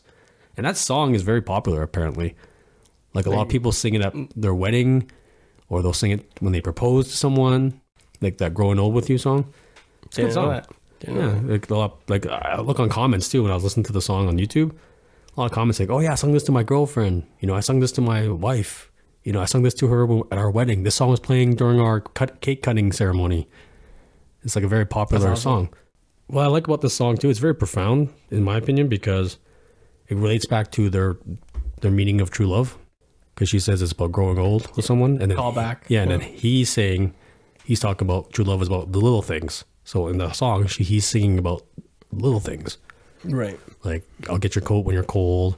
I'll massage your ankles when you have arthritis or something like that. I'll carry you around when your arthritis is bad. I'll let you hold the remote control, like all the little things. So it's very cool how they encompass the song with both their meaning. Views, well, he wrote it as like both their views. So it's perfect song for them. And I was like, wow, that's good job on the writers or whoever did that, because that's very profound song. I mean, it's a sweet song. It's very easy, but in the context of the movie, the song combines both of their meaning of true love. So I was like, very cool. It's a nice tie-in together. Yeah, very nice tie-in. But it's a great song. But I'm like, dude, anybody? I'm pretty sure if you're going out with a new flame or something, you sing this song to them, I'm sure it would go over well. Right. You know, it's a good song. If you look at the comments on YouTube or anything on the song, you'll see how many people have actually. I can't say I didn't check the YouTube video. So I'm like, I should try that. Next one. What a noun that is. But it is a good song, and it's a sweet. And then you just see Drew Barrymore, how he's happy. And then when she sees him come out of the curtains, and just her face lights up, how happy she is. You're just like, oh, that's so sweet. It's a good ending to a romantic comedy. And then you see Glenn, like, what's he doing here?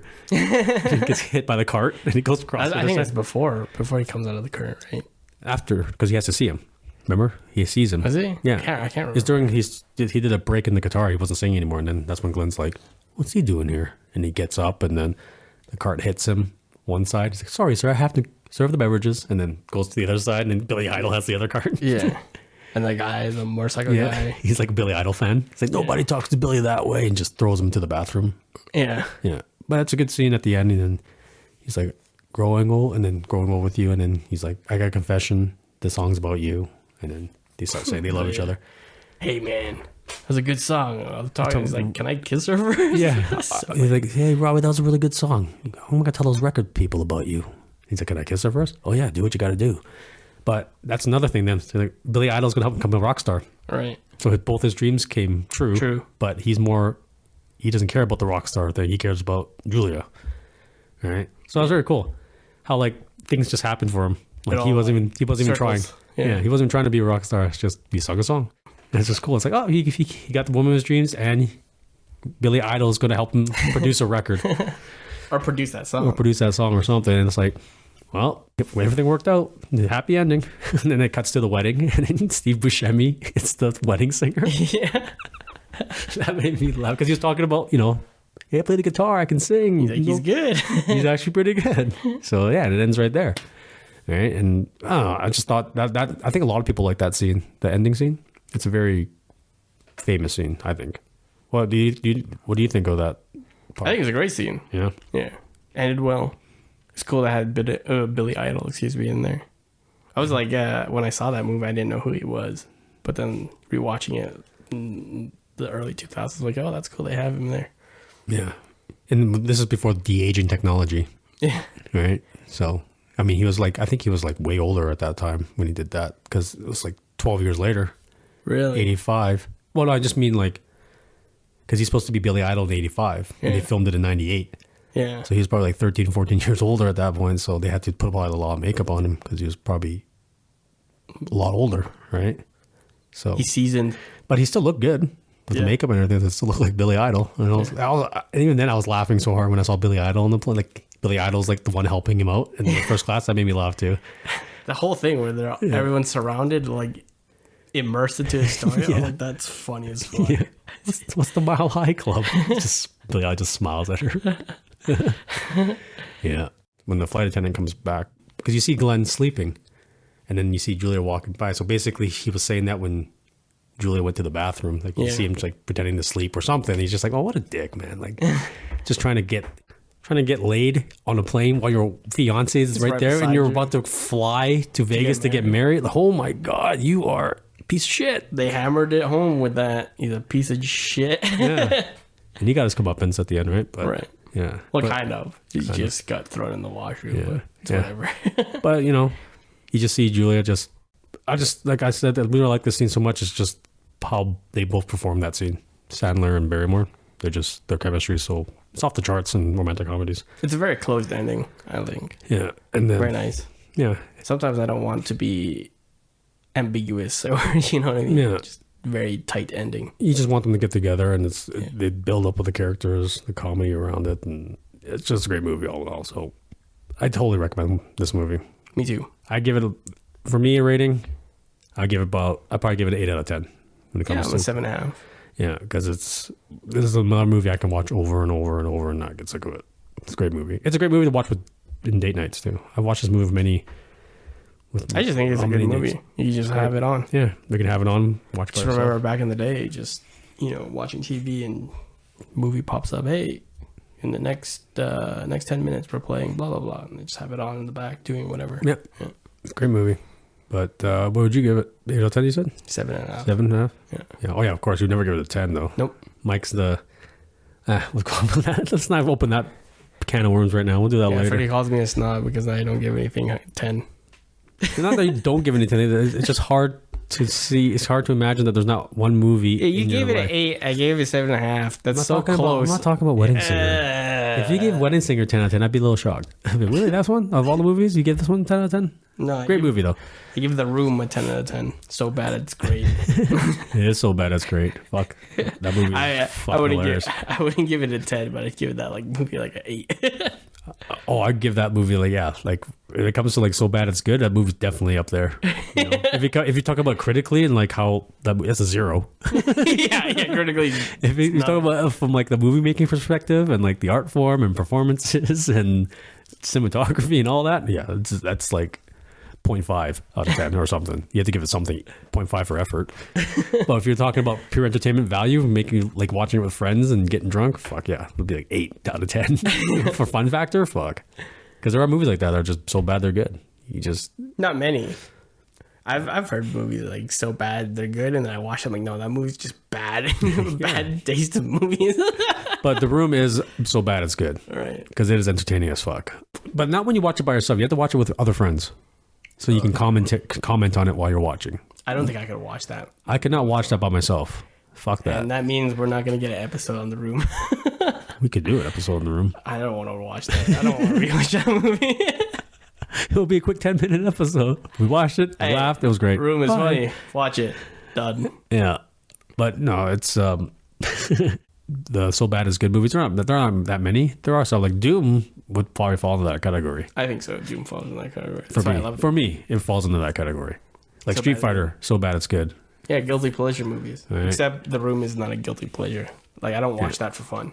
I watch Doom for fun. I watch Street Fighter for fun. I don't argue Mortal Kombat 1. If people say I can't believe Street Fighter, the way you can argue with me that's a bad movie. I'm not going to argue with you. You're right, it is a bad movie. But to me, it's so bad it's fucking hilariously good. You know, whoever okayed this movie and made it the way it was, what were you thinking?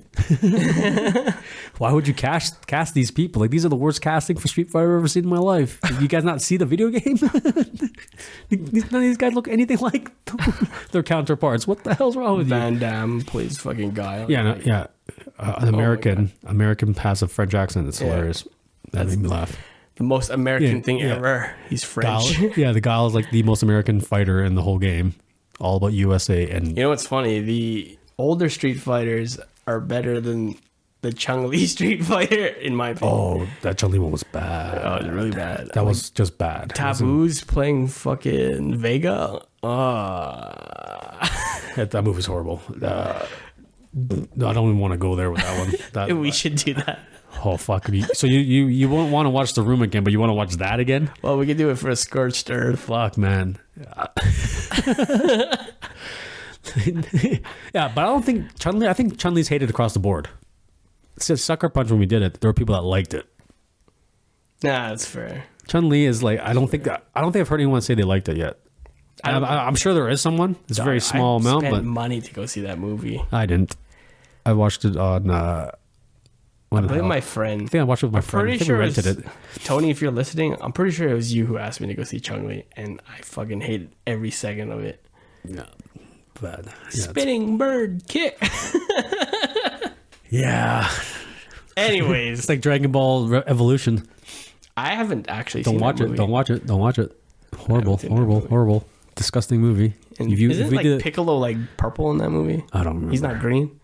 I've been trying to get that movie out of my head. I just remember there was a white guy playing Goku. And is he just named Goku? It's just named Goku. It's in America. It takes place in America, I think. You know what's so surprisingly good, though? Ghost in the Shell. You like the one with Johansson? Yeah. Really? You like that one? I thought it was okay. My expectations were low just because of Dragon Ball and whatever. Oh, okay. But I was surprisingly good. Yeah, it's okay. They took story beats from the actual... I just think they should stop making anime movies like that. I don't think it doesn't translate well into live action. I think directors are just afraid to put that much emotion in like a little action scene. But can you think of an anime that's been translated well into live action? Not on the top of my head, no. Right, I can't think of one. Not into a movie. No. Or a TV show. Well, Cowboy Bebop was okay. Oh, I guess One Piece actually is actually pretty I haven't good. seen One Piece. One Piece is, I actually enjoyed One Piece. Cowboy Bebop, not much so much. It was okay. I didn't mind Cowboy Bebop. But you should watch One Piece then. I actually enjoyed it. I thought that's probably the only one. I don't even watch One Piece in general. Oh, okay. So that's why like it didn't interest me. Gotcha. All the fans like, hey, you gotta watch One Piece. I'm like, it makes no sense for me to watch One Piece because I don't even know what it's about. I don't watch that. Okay. No, that makes sense. But if you ever do want to watch, you can still watch One Piece without knowing the anime. It's still a good movie, a good show. I mean, Good show. Yeah, That's good. and you should watch it. Maybe. Think about it. You'll think about it. Okay, Think about it. ladies and gentlemen, he's gonna think about I'll it. think about it. Yeah. Anyway, He's doing us a favor by thinking about it. going back. Did you guys like The Wedding Singer? I was calling it The Wedding Ringer this whole time. Yeah, that'd be a good movie. Is there a movie called The Wedding? There's a movie called The Ringer. There's the Wedding Ringer. I think it has Kevin Hart in it. Oh, really? Yeah. Oh, I okay. just saw a giant spider, so that's why my. Oh yeah, there's a little spider. He's just chilling. Spider. Yeah. Yes. Wedding Singer, great movie. Like we said, funny, got some heart to it, got some drama to it. Nice pacing, not too long, not too short, just perfect. You got Barrymore and Sandler just delivering an amazing performance together. There's just great chemistry. Definitely check it out again. If you've already seen it, check it out. If you haven't, you need to go watch this movie. Definitely. And if you haven't watched it, great date night movie. Seriously. So, yeah, but that's The Wedding Singer, and that's our first romantic comedy that we've done. But yeah, And many more to come. yeah. Well, Let us know. What other romantic comedies do you like? I like Hitch. Hitch is probably. This is pre-weird Will Smith, but I really liked Hitch. Hitch? Yeah. I like 50 First Dates. 50 First Dates. I like When Harry Met Sally. Crazy Stupid Love. Great Stupid Love is great, yeah. When Harry Met Sally. What's the other one? Love Actually, I like. Love Actually. Yeah. Notting Hill. I like Notting Hill too. The Something's Gotta Give. Yeah, Kind of with like Jack that. Nicholson, yeah. Kind of like it. Didn't really like it. I'm like in the middle of that. You're a mixed bag with that one? Yeah. Yeah. Yeah, there's lots of great ones. Jerry Maguire. Oh yeah, Jerry Maguire. All right, but yeah, there's lots. Breakfast Club, all those 80s ones. Is that considered a love comedy? Coming of age, I guess. Comedy. Yeah, But there's a little romantic stuff in I it. saw that on like when we were trying to figure out movies to do. I saw The Breakfast Club. I'm like, yeah, it's kind of like a coming of age movie. It's not Yeah, have you seen The Breakfast Club, right? Yeah. Yeah, okay. Yeah, it's a great movie, though. Classic. I've seen that like a million times. Yeah, it's I great. used to like play all the time, random times in the morning on like a Sunday. Don't you forget about me. Is that the song? Yeah. Yeah, that's That the plays one. at the end. Yeah. When then Judd Nelson puts his hand up and the fist in The the air. famous and then the credit roll. Yeah. Great movie, though. But yeah, well, thank you for tuning in. Actually, that's a good movie. A Fish Called Wanda. That's a great comedy. Have you seen that? No. We got to do one on that. A Fish Called Wanda. So good. Well, let's do it. Because it's written by the guys that wrote Monty Python. The Monty Python guys. I haven't even seen. You haven't seen any of the Monty Grail, Pythons? What is it? The Grail of Truth? Yeah, the Monty Python and the Holy Grail. Yeah. Holy Grail. Yeah. And then there's Life of Brian. But Monty Python and the Holy Grail is the pinnacle of comedy. Yeah, I haven't seen it. And then Fish Called Wanda is the same crew that do those. So, awesome. and they have Jamie Lee Curtis and Kevin Kline in it. And Kevin Kline steals the show. He won an Academy Award for it. Oh, Best wow. supporting actor. Wow. I don't know if he won or he got nominated, but he got nominated or won. But he steals the whole. We gotta watch it. Future episode. Yeah, it's great. So yeah, let us know if you like The Wedding Singer. Yes. Let me know if your first name rhymes with your surname. And let me know if your shotgun wedding worked. And Hit me up. for those of you listening that are about to get married, we want to wish you a congratulations. Congratulations. And we wish you a very, Hope long, you guys can grow prosperous old life together. Yes, exactly. And doing the little things for each other that count, that matter. But for all of those that ever had their heart broken, don't worry. The one you're meant to be with will be coming. It just has to happen organically. Yeah, and Freddie always jinxed it for you. Don't worry about it. Yeah. Don't think about it. Or tomorrow you'll just meet someone like, what? Thanks, Wong. No. And I'll be like, yeah, Mike, fuck you. Wong likes to be right, not happy. Oh my God. Okay, guys. So, yes. Never going to let that go. Wong is right and happy. I'm changing the name now. Wong is right and happy. No, he just likes to be right. And Mike's a dick. That's a lot of duct tape we have to add to the logo. Yeah, that's a lot. Our logo's going to be massive. But yes, that is our Wedding Singer episode. Thank you for tuning in. We hope you have an amazing day. We hope you tune into the next episode. Ciao.